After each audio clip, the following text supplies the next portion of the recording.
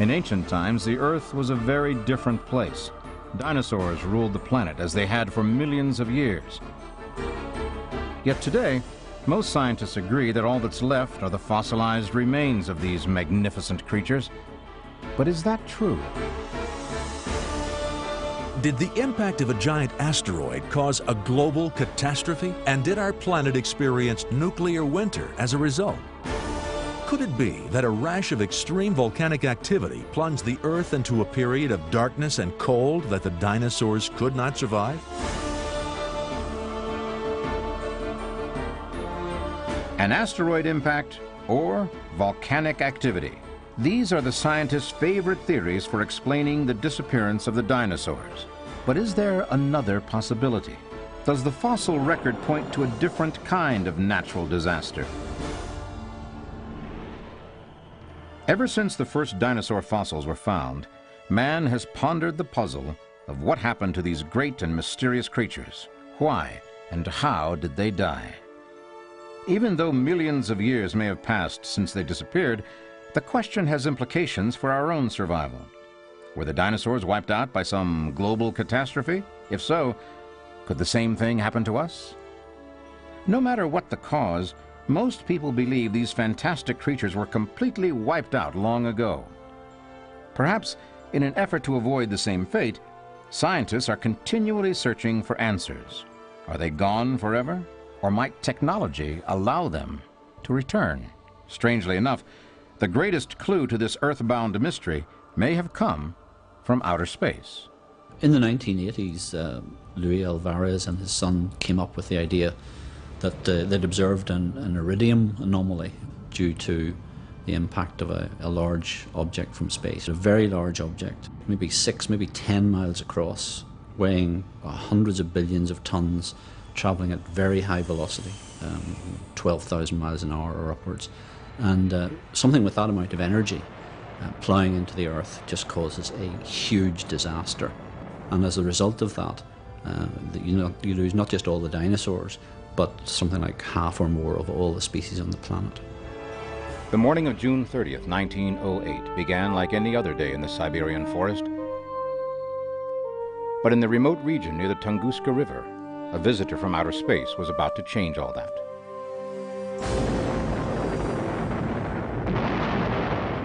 An asteroid exploded in the upper atmosphere with a force of 1,000 Hiroshima bombs. The heat from the blast charred tens of thousands of evergreens across hundreds of square miles. For days afterward and for thousands of miles around, the sky remained bright with an eerie orange glow. As far away as Western Europe, people were able to read newspapers at night without a lamp. But because of the blast site's remote location, the cause of this strange phenomenon was not investigated until 20 years later. Only then did scientists realize how close we'd come to disaster. The Tunguska blast of 1908 and the explosion over the Pacific in 1994 provide frightening glimpses into the danger that is lurking in our solar system. It was lucky for us that the Tunguska event in 1908 occurred over a remote region. If that small asteroid had entered the atmosphere above a densely populated area, for example New York City, then in fact the devastation would have been phenomenal. Almost everybody would have been killed within the city, and the area of damage would have stretched way out into the states of Connecticut and New Jersey. Some astronomers have even described our planet as being in the middle of a giant cosmic shooting gallery. But are we really sitting ducks? Or are asteroid impacts relatively rare? The Earth has been hit many times in the past by asteroids and comets. We've got a long history. We can tell that from the craters, but maybe millions of years before the next time we get hit by an asteroid, but it may be tomorrow. A lot of people think that the Earth's atmosphere can protect us from the threat of impacts, but that's only true for the smallest asteroids. There are plenty of asteroids that are big enough to penetrate the Earth's atmosphere and to strike the Earth, and the larger the asteroid, the more devastating it can be. For many years, modern scientists dismissed the idea of there being any danger from outer space until they found evidence around the world that changed their minds. Meteor Crater in northern Arizona is one of the best preserved impact structures on Earth. It was formed by a meteorite that struck about 50,000 years ago. The object that formed the crater was smaller than 100 yards across, but the hole that it made was more than a mile wide and 600 feet deep. That's taller than the Washington Monument. It's so large that 20 football games could be played simultaneously on the crater floor. And at the same time, 2 million spectators could be watching from the crater's sloping sides. Considering the fact that the largest asteroid known to man is about 630 miles across, the rock that impacted Earth to form Meteor Crater was a mere pebble in comparison. Yet today, an impact like this in a heavily populated area would be devastating. That's why it's even more frightening to think about the kind of damage that could be caused by a large object impact. Is it possible that such a collision could wipe out the entire human race? Imagine an enormous space rock that's on a collision course with Earth. More than 6 miles wide, it weighs over 1 billion tons, and it travels at speeds in excess of 12 miles per second. This nightmare scenario became a reality some 65 million years ago, and our planet would never be the same. Gravity and magnetic surveys show us that the crater, Chicxulub crater, is approximately 120 miles across. That's about the size of Rhode Island. The impact that formed Chicxulub crater was truly catastrophic. The amount of energy released was the equivalent of 10,000 times the nuclear arsenal of humanity. That's all American and Russian bombs put together.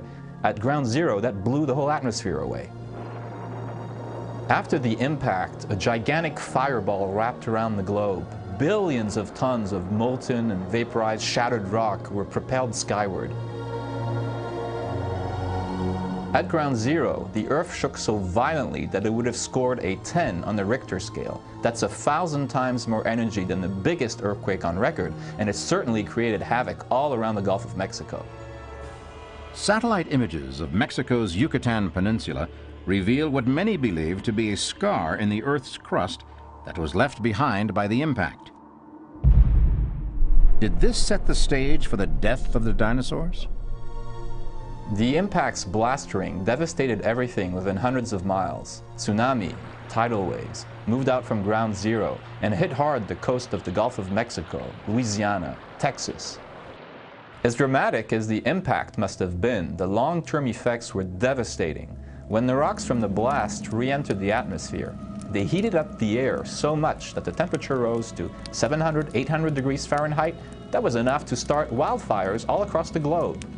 The water and air were poisoned by acid rain, mostly sulfuric acid from the vaporized rock. Once the fires stopped, then came the big chill as dust and soot blocked out the sun. Inland temperatures plummeted for several years. After all that, the infamous greenhouse effect kicked in to raise the air temperature by about 30 degrees Fahrenheit. And that's enough to wreak havoc over the entire planet. Where can we go to find evidence that an asteroid impact may have caused the dinosaurs' death? Well, the same place we go to find evidence of their lives: the Earth. A record of the Earth's geological history can be found in the layers of stratified rock and sediment that are found throughout the world. Each layer of rock represents a period of time in Earth's history, and the elements that are found within this geologic column inform us about the conditions that were present on the Earth at the time the sediment was laid down. This unusual sandstone layer is what we call an event bed. It's part of the KT boundary, which represents the interval of time when the dinosaurs went extinct. In it, we found a lot of shark teeth, shell fragments, fossilized wood, but the most important thing we found is a very high level of a rare metal called iridium. Iridium is found in very low concentrations on the Earth's surface. However, you find much more iridium in meteorites. So when you find a lot of iridium in the KT boundary, that means it was brought in by meteorites, that is, by an impact. Another point to consider is this. If the Chicxulub crater was not formed by the impact of a 6-mile-wide comet, then how did a layer of iridium spread itself around the globe at the exact same period of time? Although some scientists like to discount the evidence of the iridium layer found in the geological strata at the KT boundary, in fact, it is found worldwide, and I think that is compelling evidence for the impact theory. Could something else have wiped out the dinosaurs? Conceivably, but that's like dying of the flu after falling off the Empire State Building. The impact theory is much more plausible. At the time of impact, the volume of rock excavated from the crater would have been huge, 100,000 cubic miles or more. That's like displacing a whole mountain range worth of rock. We can conservatively estimate that about 1% of that rock would have blown clean of the Earth's atmosphere. Most of that rock would re-enter Earth's atmosphere over a period of hours or days. That's enough time for the Earth to rotate underneath it, so it would land on Earth as a ferocious meteor storm all over the globe. Imagine what it would have been like if humans inhabited the Earth at the time of the Chicxulub impact. Even if you were living half a world away, there would have been no way to escape the deadly fallout or global temperature changes. The vast majority of the world's population, perhaps even the entire human race, would have been wiped off the face of the Earth. The presence of the rare element iridium in the KT boundary certainly seems like convincing evidence for an asteroid impact. But is this really what killed the dinosaurs? Or could there be a more terrestrial explanation, one that continues to threaten the planet, even to this day? The eruption of the Deccan Traps, one of the most violent periods of volcanism in the history of the Earth, happened about the same time as the Chicxulub impact, which most scientists feel caused the extinction of the dinosaurs. The Deccan Trap eruptions were so violent, they defy imagination. These eruptions covered over 1 million square miles of land in what is now Western India. And it was one lava flow upon another, building up into piles that we would not measure in terms of feet or yards, but in terms of miles. As devastating as volcanic activity may have been to the ancient Earth, not all scientists agree that it would have been enough to cause the extinction of the dinosaurs. Could some of these creatures have survived the global climatic changes? If so, there must have been another factor that led to their undoing. Something that struck at the very core of future generations. But what? The impact theory may point us to another possible explanation for the catastrophic eruption of the volcanism theory, that being a non-impact event between our planet Earth and another body in our solar system. Astronomers have long regarded comets as dirty snowballs, collections of ice and stellar debris. That is why they feel that a flyby event of a comet going past the Earth could not trigger a volcanic eruption or an earthquake. Rather, it would take a direct impact. However, in September 2001, our knowledge of comets took a huge leap forward when the Deep Space One probe imaged Comet Borrelli. This comet is over 6 miles in diameter, and what it taught us is that comets are much more dense and much more complex than we had ever thought. If an object the size of Comet Borrelli were to impact the Earth, it would be the end of all life. But if it just simply flew through the atmosphere, the shock wave alone would trigger massive earthquakes and huge volcanic eruptions. It could very well be a repeat of the Deccan Traps. Could the devastation brought on by volcanic activity and trapped greenhouse gases have snuffed out the lifeblood of the dinosaur population? The case seems convincing, but so does the evidence for the impact theory. Which one is correct? The fact is that scientists have lined up behind both arguments, but are they overlooking some additional evidence? Could there be another explanation for the demise of the dinosaurs? One that's been around for thousands of years? There are some scientists who believe a worldwide flood may have caused the global changes that resulted in the end of the dinosaurs. Could this have been Noah's flood? And is there any evidence to support this theory? If floodwaters covered the Earth, what became of the dinosaurs? Did some of them survive the catastrophe? Might they have survived even to this day? Let's explore some fascinating possibilities. When it comes to the demise of the dinosaurs, the two most widely accepted theories are diametrically opposed.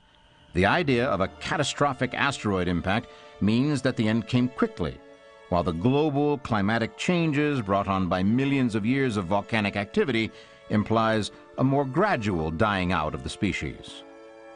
Does one of these theories represent the truth? Or is there another possibility? Could it be that a great flood combined with volcanic activity brought about the end of the dinosaurs? There is evidence to suggest that floodwaters played a role in the mass extinction. Could this have been the watery catastrophe spoken of in the book of Genesis? When most people think of the Great Flood, they think of non-stop torrential rain for 40 days and 40 nights. But according to the Bible, there was more to it than that. In Genesis chapter 7, the Bible tells us that on that day all the fountains of the great deep burst forth, and the floodgates of the heavens were opened. Can this ancient description be translated into a scientific explanation? Dr. Walter Brown has developed an astonishingly profound theory that touches all points of the argument. Dr. Brown served as director of one of the U.S. Defense Department's major research and development laboratories. His hydroplate theory has become an important and completely new approach to the geological sciences. We can see on our planet 25 very strange features that can be systematically explained as a result of a cataclysmic global flood whose waters erupted from subterranean chambers with an energy release exceeding the explosion of 10 billion hydrogen bombs. This theory explains how mountains were pushed up in hours. It explains the coal and oil deposits, the rapid continental drift, why on the ocean floor there are huge trenches, hundreds of canyons, and thousands of volcanoes. It explains the formation of the layered strata and most of the fossils, the frozen mammoths, the so-called ice ages, and major canyons, especially the Grand Canyon. It even explains the origin of comets, asteroids, and meteorites. The pre-flood Earth probably had only one very large supercontinent, with lush vegetation, inland seas, and major rivers. The mountains were smaller than today's, but perhaps 9,000 feet high. The Earth also had a lot of salty subterranean water, about half of what is now in our oceans. The water was in interconnected chambers, forming a thin spherical shell about a mile thick, 10 miles below the Earth's surface. Increasing pressure in the subterranean waters stretched the crust just as a balloon stretches when the pressure inside increases. Failure in the crust began with a microscopic crack that grew in both directions at the rate of 2 miles per second. Following the path of least resistance, it encircled the globe in about 2 hours. As the crack raced around the Earth, the overlying rock crust opened up like a rip in a tightly stretched cloth. The subterranean water was under extreme pressure from the weight of the 10 miles of rock pressing down on it, so the water exploded violently out of the rupture.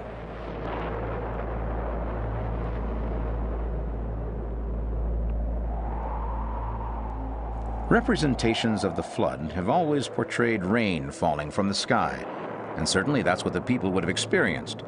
But that's only part of what the Bible tells us. It also states specifically that on that day, all the fountains of the great deep burst forth. Could this be the event Dr. Brown's theory describes? The Bible describes these events, which occurred about 5,000 years ago. We can now tie them together scientifically.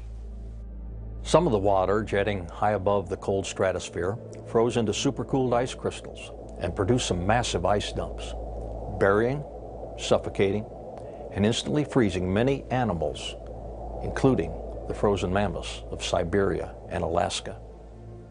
The high-pressure fountains also eroded rock on both sides of the crack, even launching many into space. The Apollo 13 astronauts made an important discovery as they were traveling to the moon. They threw waste matter overboard. Surprisingly, it orbited the spacecraft all the way to the moon. Why? Here on Earth, you would not feel the spacecraft's gravity, because Earth's gravity is so much larger. But when far from Earth, the spacecraft's gravity dominates things near it. Some rocks launched into space were as big as a city block.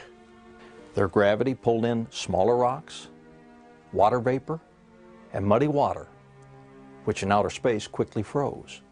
The gas and gravity caused the orbiting swarms to shrink. If those swarms were primarily ice, they became comets. Comets are simply dirty, fluffy snowballs. If the swarms were primarily rocks, they became asteroids. Asteroids are flying rock piles. And meteoroids, meteors, and meteorites are individual rocks. Most eroded rocks were like sand grains and stayed on Earth.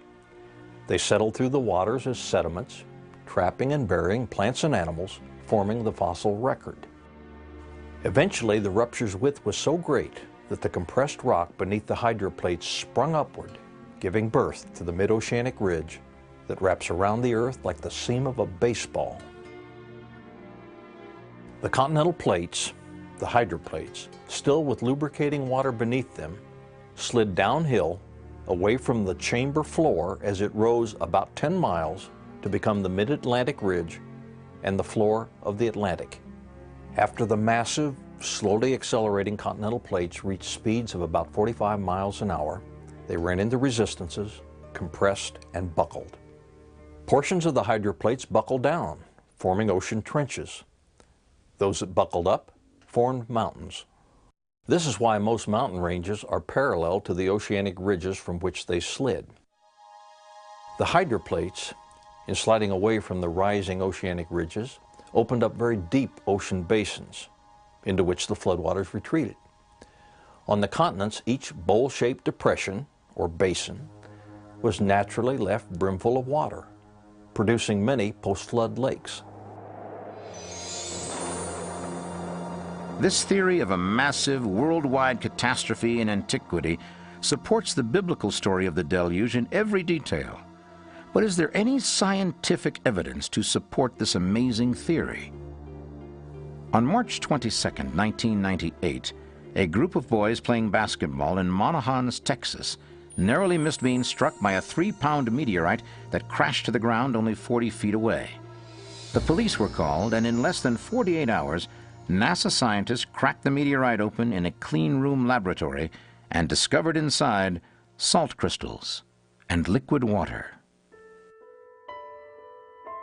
The NASA scientists who investigated this meteorite believe it came from an asteroid. But that's highly unlikely, because asteroids do not have enough gravity to sustain liquid water, and they can't acquire salt.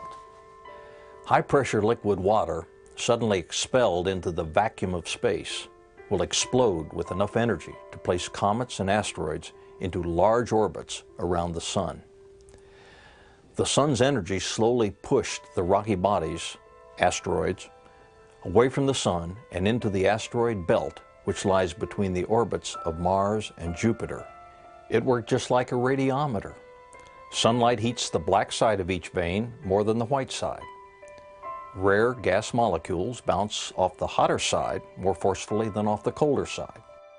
Likewise, the fountains of the great deep placed oceans of water vapor into orbit around the Sun. These gas molecules bounced vigorously off the hot sides of these spinning rocky bodies, the sides facing the Sun. Each day-night cycle produced huge temperature changes because asteroids do not have a thick atmosphere. My computer simulations of this event and the radiometer effect showed that the orbits of asteroids slowly spiraled out to the asteroid belt. Even asteroids with highly inclined orbits were gradually herded in to the asteroid belt. This rocky material has been and is still returning to Earth as meteorites. The Italian Space Agency announced in May of 2001 that they had found, using great care to avoid contamination, 78 different types of living bacteria inside meteorites. Those dormant bacteria could not have originated in outer space. What would they eat? They are simply returning home. Scientists are also scratching their heads over another recent discovery. Since 1975, I have predicted that large pools of salt water would be found beneath major mountains. That prediction now appears to be coming true. In April 2001, Science magazine announced the discovery of a highly conductive, mile-thick layer about 10 miles beneath the Tibetan Plateau. To everyone's surprise, they struck hot, salty water flowing through crushed granite. Geologists are mystified because surface water can't reach those depths. The hydroplate theory gives a simple answer. But if all of this can explain where the water came from, how does it answer the second question? Where did it go? This is the question that stops most scientists dead in their tracks. Yet the hydroplate theory makes the answer quite obvious. As the massive continents, moving at about 45 miles per hour, suddenly slid to a halt, they crushed, thickened, buckled, and rose up out of the water. The floodwaters over the continents receded. Simultaneously, the upward surging subterranean water was choked off. With the water source shut off, the deep, newly formed ocean basins between the continents became reservoirs into which the floodwaters drained. Every basin on the continents was left brimful of water. Some of these post-flood lakes were much larger than the Great Lakes. It now appears that one of these large ancient lakes, which I discovered in 1987 and named Grand Lake, breached its natural barrier 20 miles northeast of the Grand Canyon a few centuries after the flood. The hydroplate theory solves an astonishing number of the Earth's mysteries. In fact, the question of whether or not there was a flood becomes a question of how the world could be what it is today without a global flood. A worldwide flood would explain the disappearance of the dinosaurs, but is there any evidence to prove this theory? The search for answers takes us to an unexpected place, the forefront of scientific research into the origin of man. Groundbreaking work is being done in the field of genetics that seeks to address the age-old question, how old are humans? The traditional view of scientists is that modern humans simultaneously evolved in different regions of the Earth from an earlier human ancestor, Homo erectus, who in turn was supposed to have migrated out of Africa some 1 million years ago, but the genetic information tells a different story. A recently completed study at Yale University analyzed the genetic information contained in the Y chromosome of modern-day men. The results of the study suggests that Homo sapiens descended from a single group of male ancestors, and that this occurred more recently than scientists had previously believed. According to the chromosomal study, mankind could not have originated more than 270,000 years ago, and even that date may be far too distant. One of the possible explanations that the researchers put forth for their finding is that there was a sudden, significant reduction in the population of Homo sapiens. Although many scientists are reluctant to admit it, this genetic bottleneck could easily be explained by the catastrophe of Noah's flood.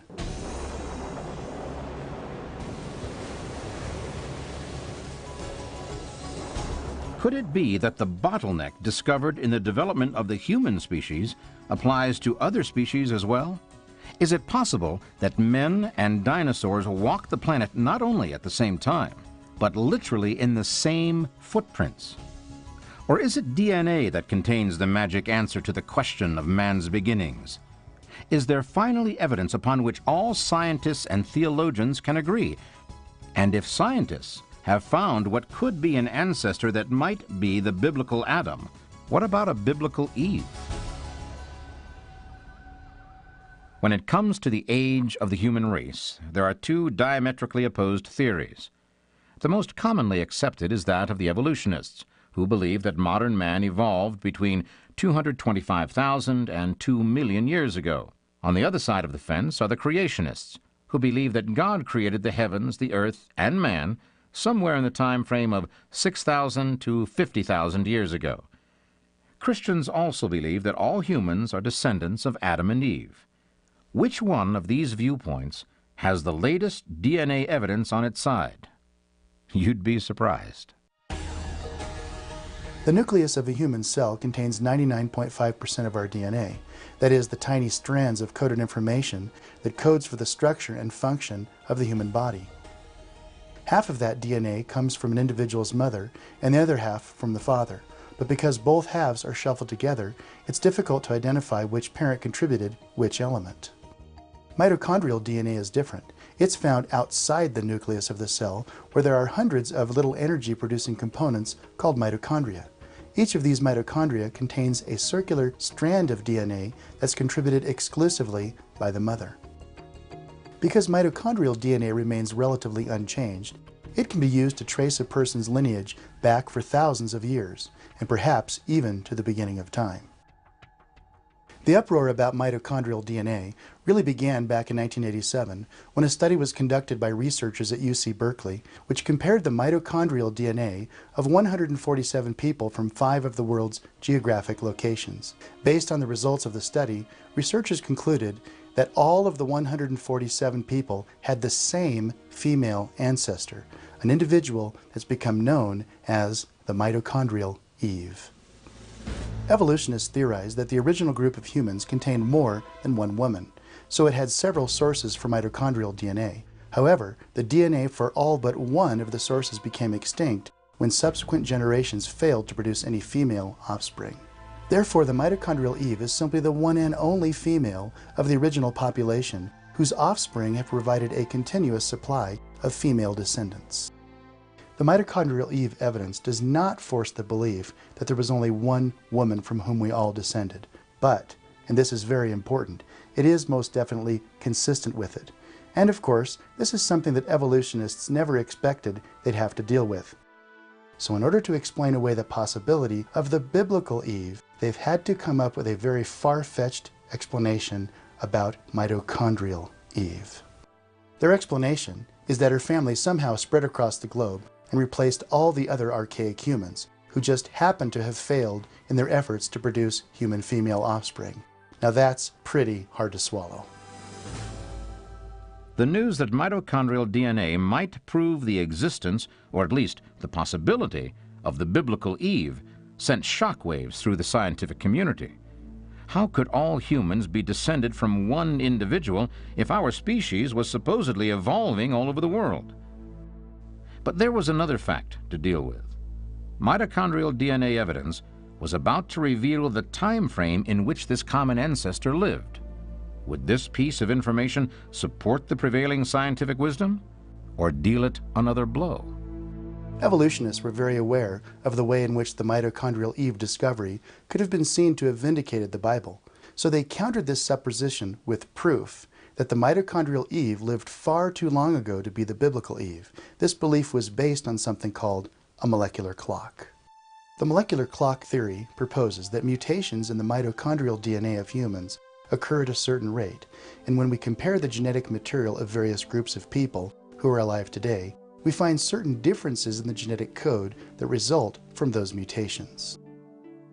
By rewinding the genetic clock, scientists came up with an estimated rate of mutation and thus were able to calculate the supposed age of mitochondrial Eve. The first surprise that evolutionists got from the molecular clock was that Eve existed approximately 250,000 years ago.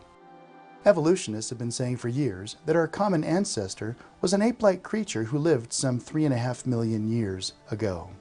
And in their view, it required millions of years for our supposed evolutionary ancestors to evolve into humans. But there's this molecular clock which they devised, telling them that this all happened in a time frame of just 250,000 years. In effect, the molecular clock threw the evolutionary clock out the window. Faced with what seemed to be an impossible date for the origin of mankind, researchers went back to the lab to determine if any mistakes had been made. Perhaps a miscalculation had thrown off their molecular clock. But would a recalibration lead them to dates that would support the theory of evolution, or would it push them even closer to the biblical time frame? Scientists who felt that the molecular clock dates for mitochondrial Eve were out of line were in for an even bigger surprise in 1998. New discoveries were made which indicate that mutations in mitochondrial DNA occur even more rapidly than previously thought. In fact, the latest DNA research shows that mutations occur 20 times faster than the original estimate. That means that the mitochondrial Eve lived between 6,000 and 6,500 years ago. This shocking DNA evidence would seem to cast doubt on Darwin's theory of evolution. But what if there were more solid proof? So solid, in fact, that it's set in stone. In 1908, there was a bad flood in the Paluxy River, which runs through the middle of Texas. It ripped off the layer of limestone off the bottom of the riverbed, exposing hundreds of dinosaur footprints and human footprints in the same layer of limestone. Sometimes the tracks are overlapping each other. This is one of many indicators that man and dinosaurs lived together. Are these tracks actually fossilized human footprints? Are they dinosaur tracks that have eroded in such a way that they look like human prints? Or are they simply a hoax? By 1930, in the Depression, some people began selling some of these footprints, actually chiseling them out to sell. When they learned they could make some money, some people made a few fake footprints. About 7 phony footprints were made that we're aware of. And some have used that to say, well, they're all fake. There have been many expeditions where they've dug into the bank of the river, exposing new footprints with cameras rolling, following a trail back into the bank that nobody could have possibly carved because they're under hundreds of pounds of rock and mud. So these are definitely legitimate. How could humans have left footprints in the same mud as dinosaurs? According to the timetable of evolution, this would be impossible. But there's more. Carbonized plant remains that were found in the same strata as the fossilized footprints have been dated to just 39,000 years ago. But the strata in which these fossils were found was thought to be 100 million years old. In other words, old enough for dinosaurs to have made their tracks, but way too old for humans. How old are humans? The answer to that question remains elusive. But what is the evidence trying to tell us? Does the history of man need to be rewritten? Did man and dinosaurs exist at the same time? Or are the Paluxy River tracks just a fluke of nature? It would be convenient to dismiss them as such, but there is one last piece of evidence to consider. Dinosaur skeletons weren't discovered or assembled until the mid-1800s, and yet ancient people, such as the Incas of Peru, left behind painted and etched stones that depict dinosaurs and men together. How could this be possible?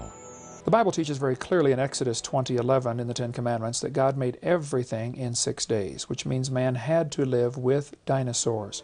They didn't call them dinosaurs in those days, they called them dragons. They're mentioned in the Bible. In Job chapter 40 and in chapter 41 it describes 2 dinosaurs. Job 40 describes Behemoth, which has a tail like a cedar tree. This is probably the Brachiosaurus, so the biggest animal ever made.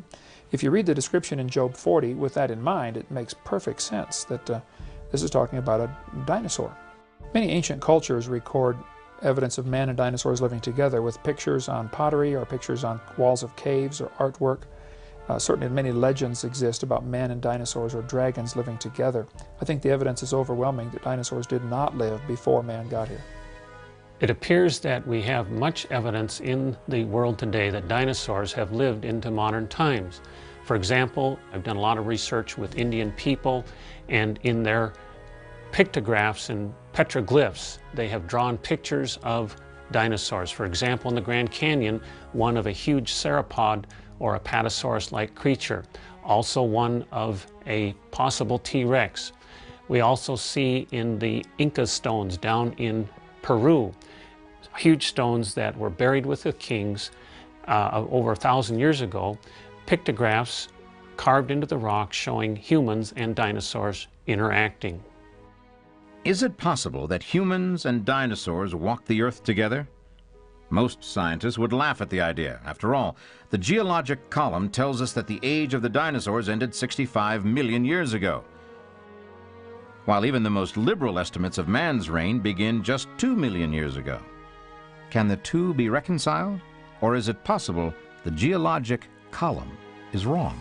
The fallacies of the geological column can be seen in what are called polystrate fossils. Animals like whales have been found whose bodies are buried in dozens of layers of the geologic column. Either these animals lived for millions of years, or they were buried rapidly and catastrophically.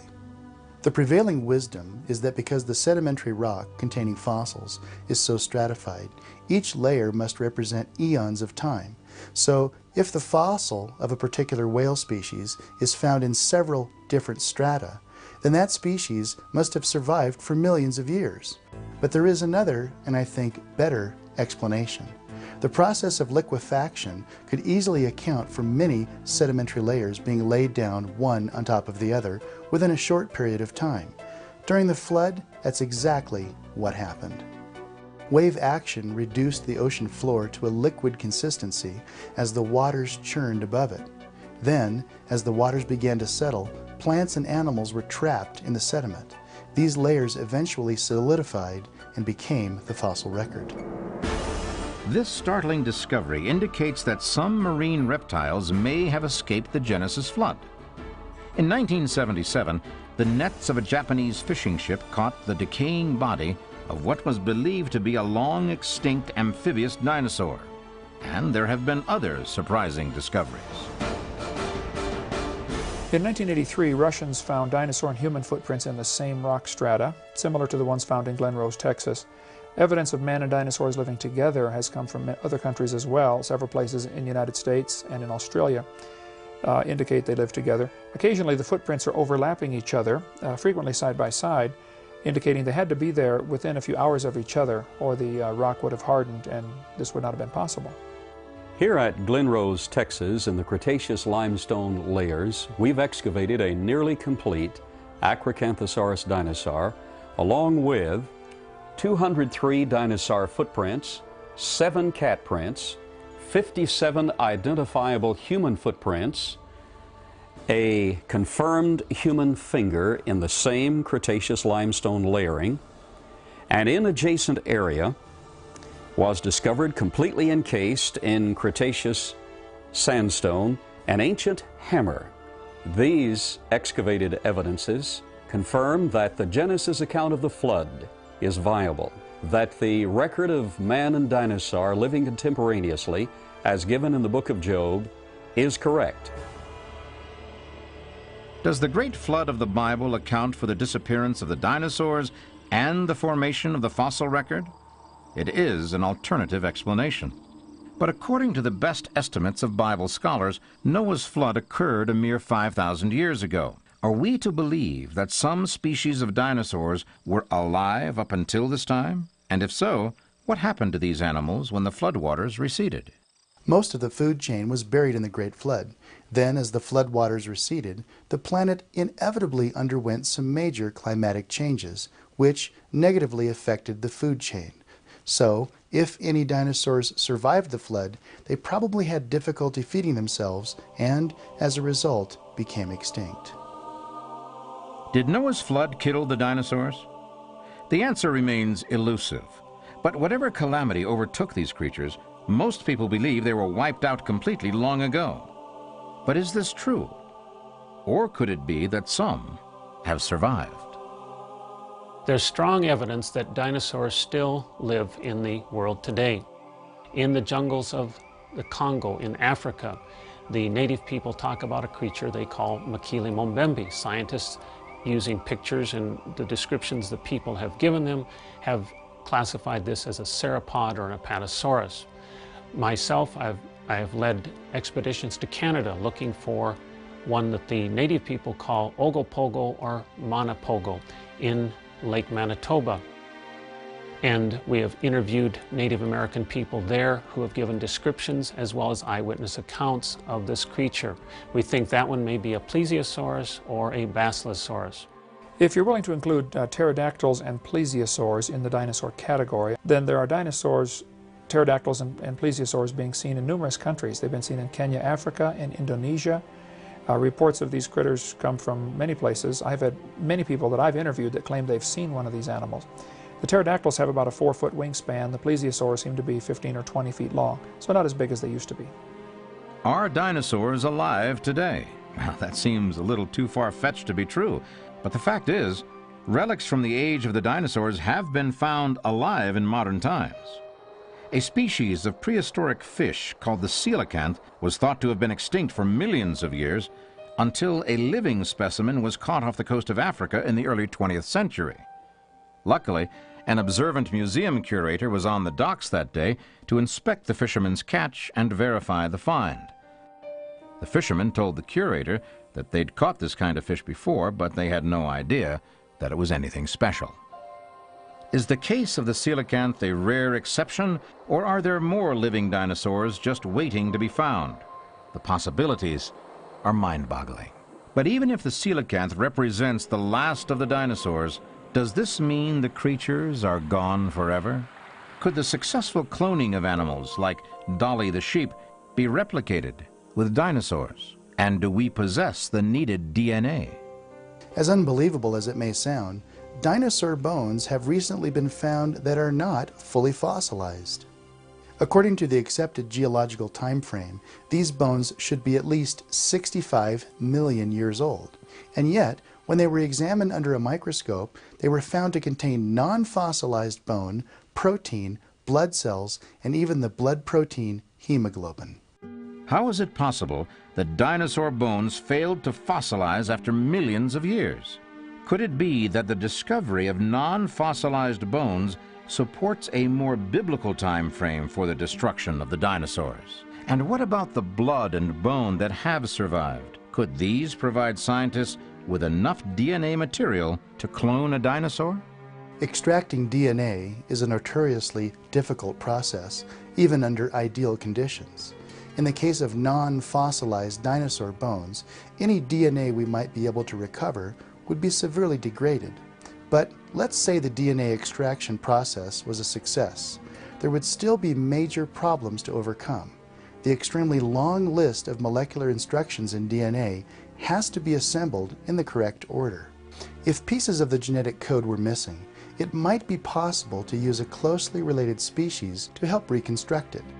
For example, an elephant genome might be used to construct a mammoth genome.